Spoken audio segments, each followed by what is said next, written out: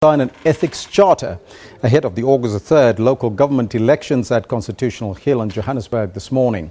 Now, that charter outlines a number of values and ethics that political parties need to promote, support and adhere to during the elections. Now, for more on the story, we now cross to our reporter Tumaole Mohlaoli, who is at the Constitutional Court. A very good morning to you, Tumaole. First and foremost, can you make us a picture of what is happening there? Well, certainly all systems go here at Constitutional Hill. Political parties are represented here at the official signing of the Charter on Election Ethics. I saw representatives from right across the political spectrum, and it certainly bodes well because it gives an opportunity for political parties to show that they are committed to ensuring that the upcoming local government elections are free and fair. Free and fair has got very many connotations, and we're going to get a little bit of a perspective from the COO of the Moral Regeneration Movement, Mr. Seth Mazibuko, who joins me now. Mr. Mazibuko, thank you very much for speaking to us. Why was it important to get this charter and to get the political parties to sign up on it? Issues of elections, issues of the head, the heart and the hand. Now, your IEC will deal with the hand part, your actual how people treat, how parties act and how parties respond. Then the part where it deals with, how do we run these elections ethically and responsibly? And we are at a very tense times of South Africa where we need to handle these elections with clean hands. So we had to call political parties and request them to say, what are those things that we can do, to be able to make sure that these elections run smoothly and ethically, and people think before they sign, and people use their love of the country before they sign. And that was very important to us as Moral Regeneration Movement in touching the part that deals with ethics and values of this. And then we partnered with SALGA and of course supported by IEC to have these leaders here today. We've gone through a process of even consulting thoroughly.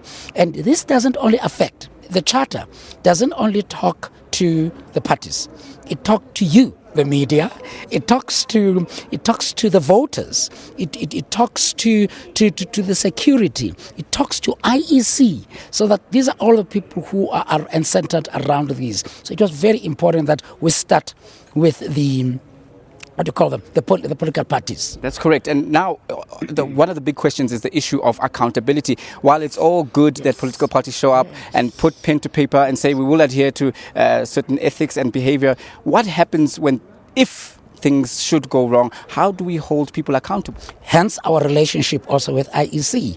Because we are then saying, IEC, you are technical, you are legal.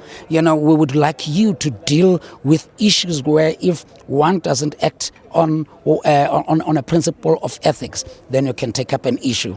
With us, we don't have the technical side of it. That's the IEC side. But Moral Regeneration and SALGA will be there. We'll be watching all these political parties that are here today, and not only them, even watching you when you go and vote as to how do you behave. Wonderful. And now, finally, for the voters, the electorate out there, yes, what is your message to them? Because they are also a key, in fact, perhaps the most important player in this whole electoral process. This freedom, guys, came through a bullet. This ballot came through a bullet. And I'm saying to South Africa, let's act responsibly and act ethically. I'm saying to all the voters, let's do that and use the ballot to do away with the bullet. So Seth Mazibuko, we'll leave it there. Thank you very much for speaking to us. That was Seth Mazibuko, the COO of the Moral Regeneration Movement, and he was basically outlining some of the key core principles of this particular signing ceremony, where the political parties will be signing to a code of ethics, if you like, that they will have to adhere to and be held accountable, as you've just heard. So this is certainly a good step ahead of what is politically a very charged local government elections build-up. We know that in in the last few weeks, certainly we've seen just how critical and how important these upcoming ballots are. With everything that has happened, it is certainly very important that a leadership is taken, and this is what SALGA as well as the Moral Regeneration Movement are saying, is that events like this have to be held to remind those in power and those who are going to be contesting the local government elections that perhaps put the nation first and try to adhere to certain principles so that the tense atmosphere, as Mr. Mazibuko alluded to earlier, doesn't overtake what is in fact a very key element of our constitutional democracy, which is the elective process. With that, it's back to you in the studio.